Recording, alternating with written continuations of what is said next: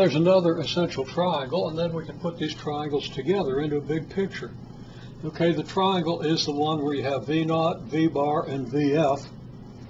And also, we should probably make a note, although it's made over here, this is for the case where you have uniform acceleration. Doesn't apply if you don't have uniform acceleration. Okay, and I say that right here. So how are V naught, V bar, and VF related? Well, all you have to do, it's a triangle. If you have an equation that relates any one of these to the other two, then you can easily solve that equation to get the other two in terms of each the rest. You understand what I mean? Okay, so the question is, how do we relate V naught, V bar, and VF? Well, if V versus T is linear, and that's the case for uniform acceleration, then how do you get the average velocity?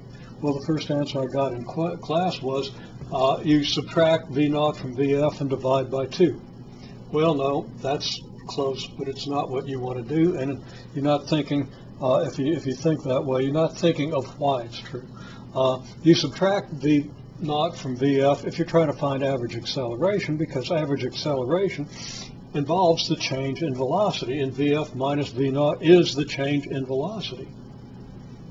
But you're not dividing the change in velocity by 2. That's totally unrelated to much of anything important.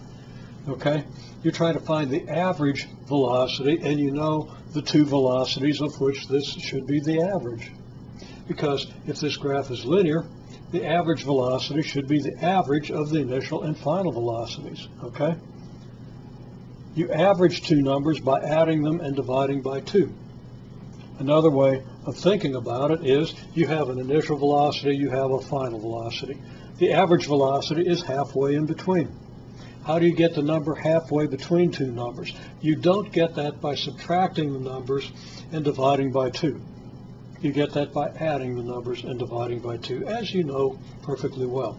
But you need to think through those connections.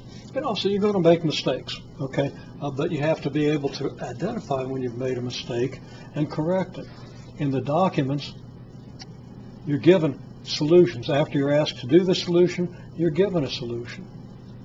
You should be able to recognize in the given solution if you haven't correctly done the original solution. It takes a little work to do that, but it saves you a lot of work in the long run. Okay, so anyhow, it's this. And let's say not exclamation points all over the place.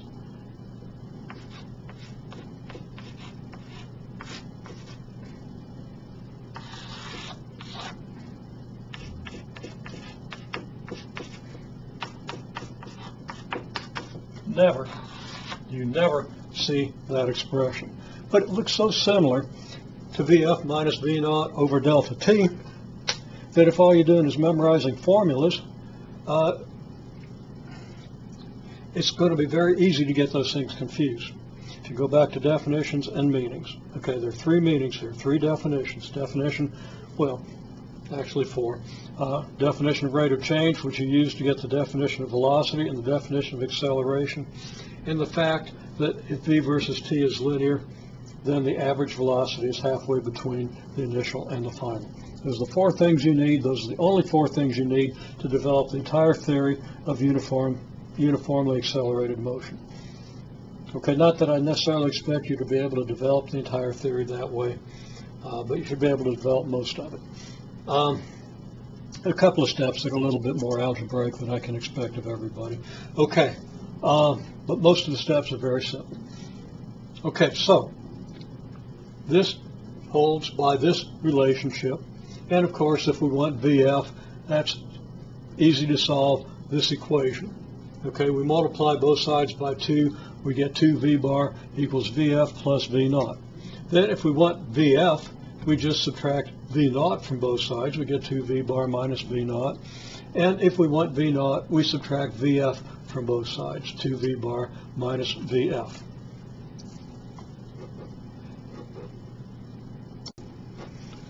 Just to put a point on this, V versus T linear implies that V bar is the average of the initial and final velocities on any interval, which means that V bar, well, this is how you average two quantities. You add them and divide by 2. The average initial and final velocities is VF plus V naught over 2. You've got to know that.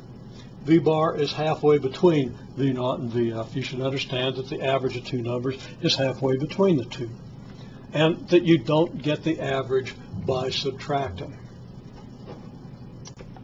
To this, I will add, you don't get the average of two quantities by subtracting.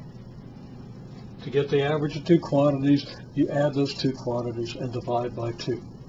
And this is confusing. Okay, just continuing this note up here. This is confusing because average rate of change definition does involve changes. The change in this divided by the change in that. And when you find a change of two quantities, you do need to subtract them. A change from one quantity to the next, you subtract the initial from the final. That does involve subtraction. So when you see average rate, you have to know whether you're averaging two quantities, as you would be in this case, averaging two velocities to get an average velocity, or applying the definition of average rate of change, as you would in other contexts that we've just been over. So you have to distinguish this. So anytime you see an average, you really probably want to stop and ask yourself, am I averaging two quantities, or am I applying the rate of change definition? With a little bit of practice, it doesn't take long to learn to distinguish the two and stop making the kind of errors that people are used to making when they memorize equations without understanding where they come from. Now, inevitable, the omega equals square root of k over m equation, you don't know where that came from. You just got to memorize that one. Take some calculus and differential equations, then we can explain why that's the case. But it's not going to be so at the level of this course. So there's some things you just got to accept, but many, many more things that you can build from definitions and avoid serious errors.